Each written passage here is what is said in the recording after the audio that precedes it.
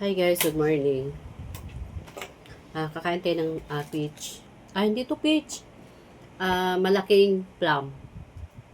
So, pumunta kami sa palengke ng hubby ko. May nakita ako malaking plum. Yan, laki niya. Yan. So, merong maliliit nito eh. May nakita kaming ganito kalaki. Natuwa naman ako. Kaya kumuha kami. Sabi ko, gusto ko yan. Kaya bilhan niya ako ng isa. Mamailo tayo.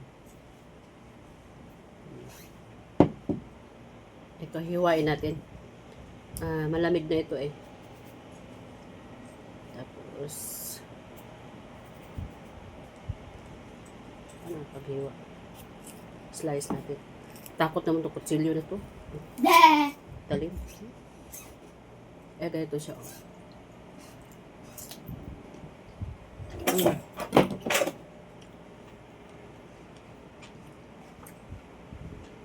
Isandal mo lang sa kama yan. Nabasag talaga bumbilya yan. Medyo maasim na matamis. Kumbaga sweet and sour siya. Di ba yung mga plum binababad nila sa sugar. Pero masarap siya ha. Yung buto nito bilog. Yung nasa gitna. Yan.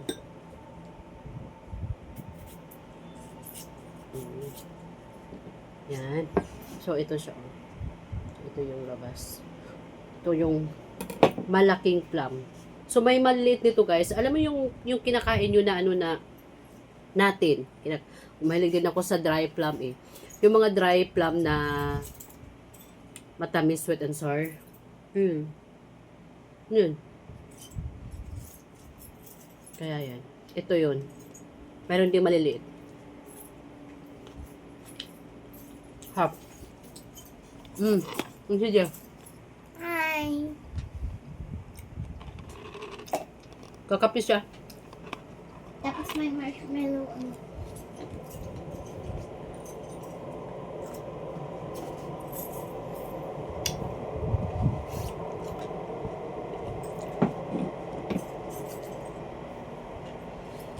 Kami na tatlo sa bahay kasi nasa trabaho yung asawa ko.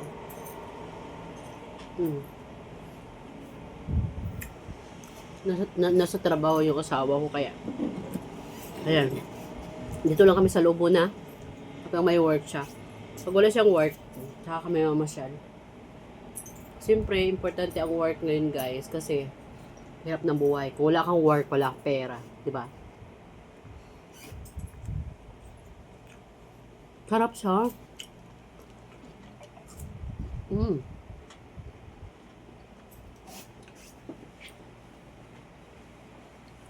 Ang nakakamiss lang dito sa Taiwan, yung mga pagkain noodles, tapos yung mga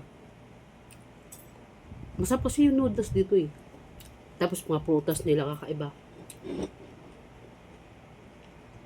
Tulad ng mga plum. Tapos mga cherimoya, mga pinya.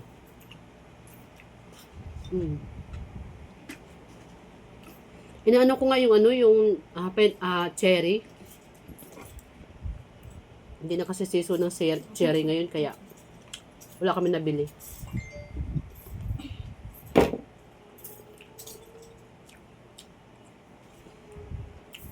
Sarap. Parang gusto kong mag-uwi nito sa Pilipinas. Pagdating kasi sa Pilipinas kasi ang mahal na nito eh. Dito magkano lang dito. Yan. So dito na kami sa bahay kasi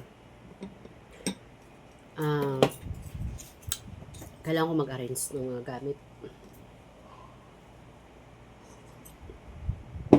I-arrange ko yung mga gamit ni Happy kasi lumipat kasi siya ng bagong tirahan. Wala siyang time mag-arrange ng mga gamit niya. Kaya, ayun, ako mag-arrange. Pero, nasimulan ko yung kahapon. So, after nito, pag-arrange namin, habang di pa naman kami maglalakwatsa, at least, kapag naglalakwatsa kami, tapos na yung pag-arrange. Diba? Yun lang. Yun ang trabaho ng isang housewife. Bye-bye.